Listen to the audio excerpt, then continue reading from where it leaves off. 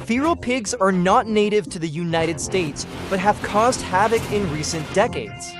The government estimates that the country's 6 million feral pigs cause $1.5 billion in damage each year.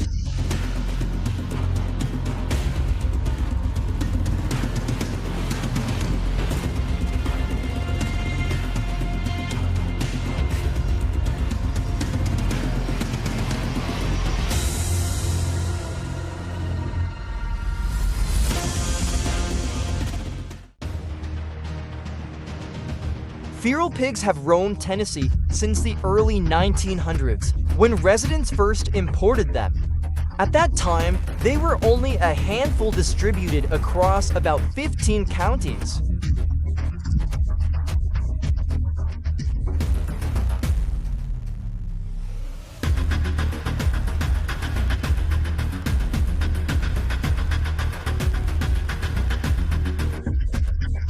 Their population then rapidly exploded as the species reproduced as frequently as mice, with sows giving birth to 10 to 20 piglets per year for 14 consecutive years.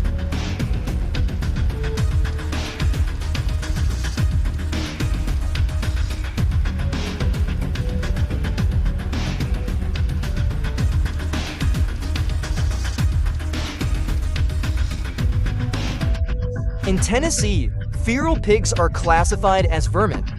They pose a number of hazards and challenges in the United States, affecting ecosystems, native agriculture, and even posing a threat to public health.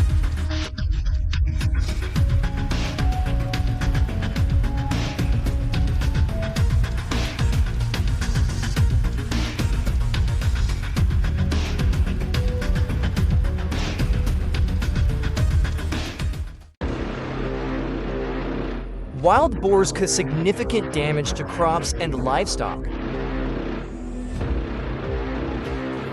They feed on a wide range of crops such as corn, rice, wheat, soybeans, etc., causing significant economic losses to farmers.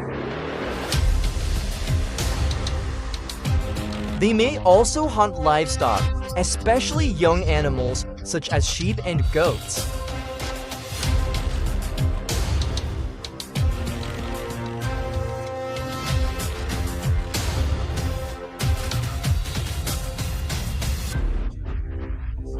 Wild pigs can carry many diseases that can be transmitted to humans, such as leptospirosis, toxoplasma, brucellosis, swine flu, salmonella, hepatitis, and E. coli.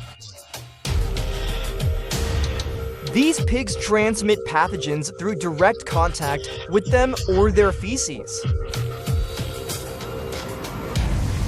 Sharing water or feeding equipment with wild boars and eating their raw meat can also transmit the disease.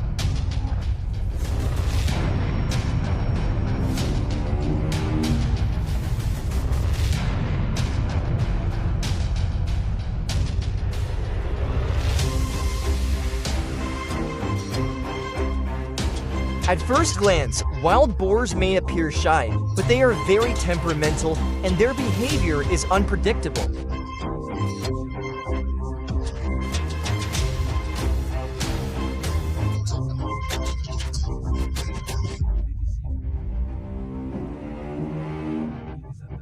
They attack hikers, golfers, and fishermen, making it unsafe to explore wild boar territories.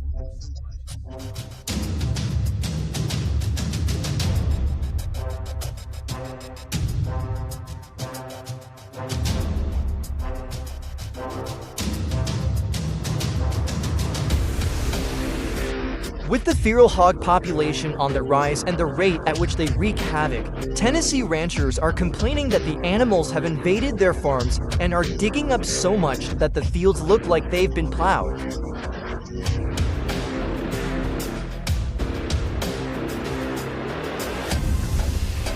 In 1999, the government finally gave the green light for people to hunt wild boars to combat their overpopulation.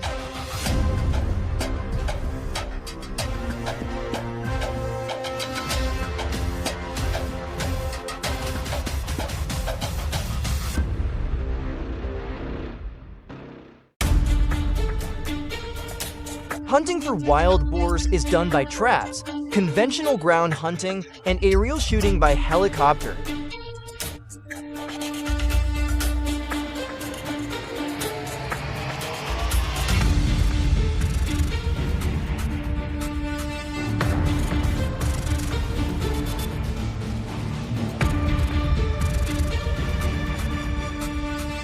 Hunters can use a variety of weapons to hunt wild boars,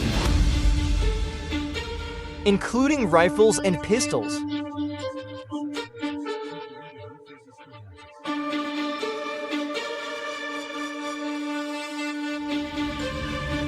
Large caliber rifles are often preferred for their ability to ensure the humane killing of wild boars due to the strength and size of wild boars.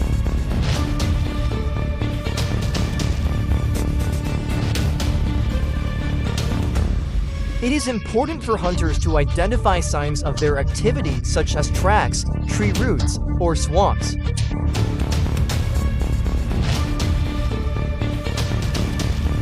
And take the time to learn the areas of operation.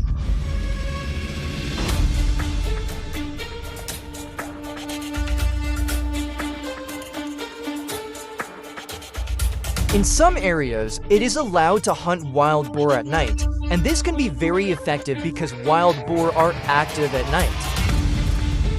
The use of night vision or thermal imaging equipment may be permitted.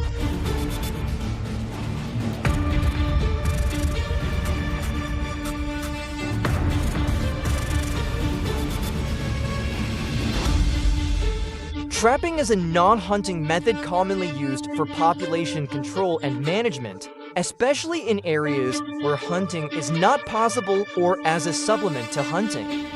Similar to box traps, but larger cage traps can catch entire herds of wild boar.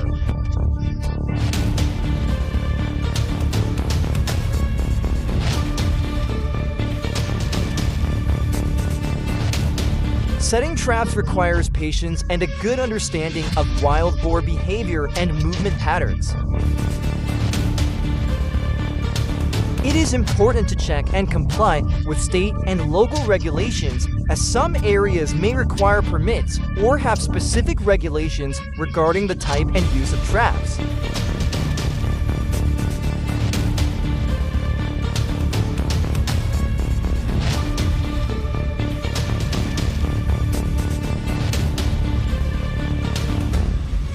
Additionally, helicopter hunting is an effective method of controlling wild boar populations over large areas, especially in areas where terrain makes traditional methods difficult.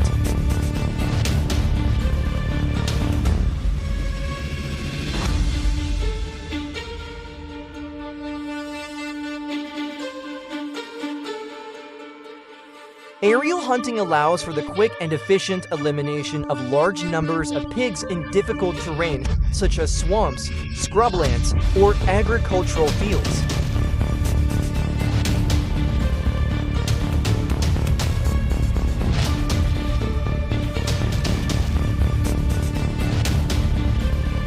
Wild camels were introduced to Australia in the 1800s for transport and construction in the central and western parts of the country.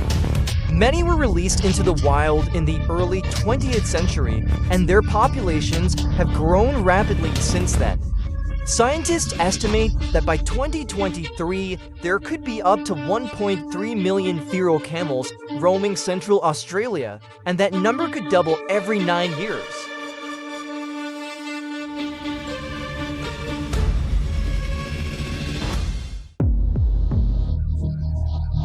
In Central Australia, feral camels eat more than 80% of the available vegetation, and in many parts of the Northern Territory, there are more than 2 feral camels per square kilometer, causing severe damage to native vegetation. They are particularly destructive of curly, bean, and plum trees.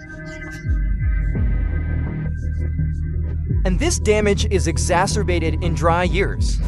Important food crops used by indigenous people are also severely affected by the feral camel invasion. Feral camels also affect lake and water host systems important to indigenous people and native vegetation, and they contribute to erosion by destabilizing dune crests.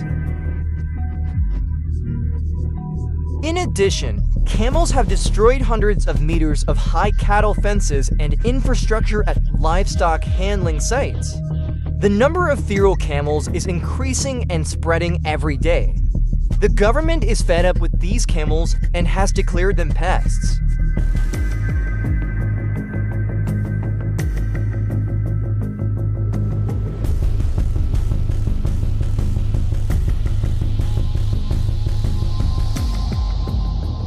In response to this problem, the Australian government introduced a national feral camel action plan in 2010, along with a 4-year control program to significantly reduce the number of feral camels on rangeland.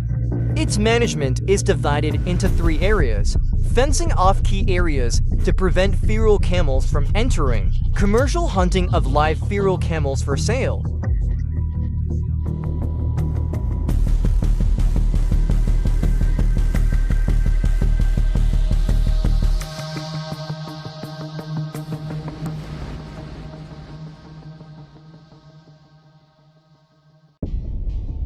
and finally, camel hunting on land and in the air in the Northern Territory. Aerial shooting is carried out by parks and wildlife contractors, with the cost of helicopter hire and ammunition paid for by the land manager.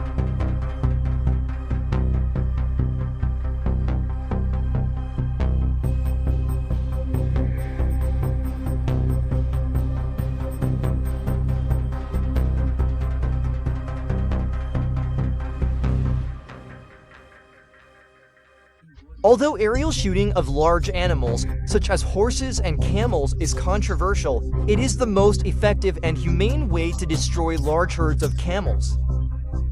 Wild camels live in remote and inaccessible areas. Wild camels roam over large areas. So buffer zones are needed in arid regions to protect environmentally sensitive areas. According to experts, these efforts have reduced the camel population to about 300,000. But the government must redouble its efforts because the camel population could double in just 8 to 10 years unless numbers continue to decline, or recent gains will soon be wasted.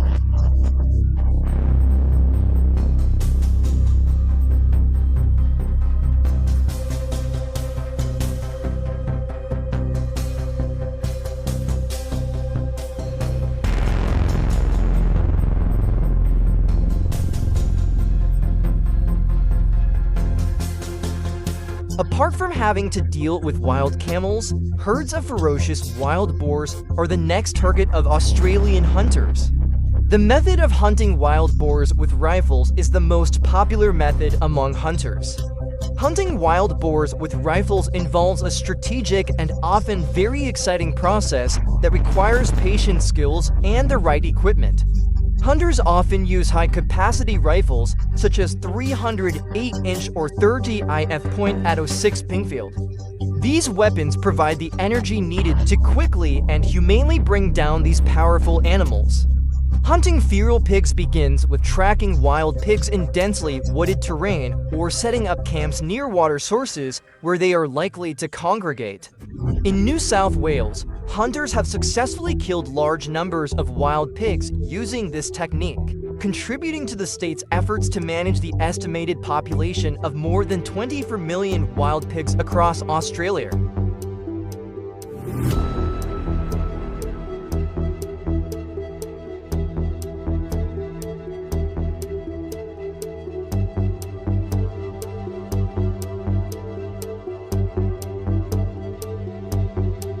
A more notable case is that of a group of hunters who successfully eliminated the local wild boar population by hunting at night by combining night vision and thermal imaging equipment, which are increasingly popular tools that improve visibility and accuracy during night hunts, resulting in more efficiency and success for hunters.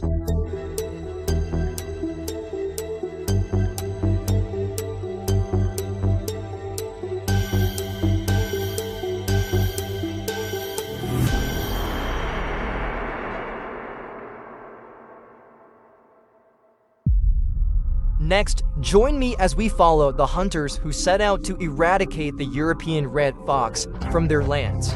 Introduced in the 10th century, the red fox has become one of the most destructive invasive species, attacking small mammals, poultry, and livestock.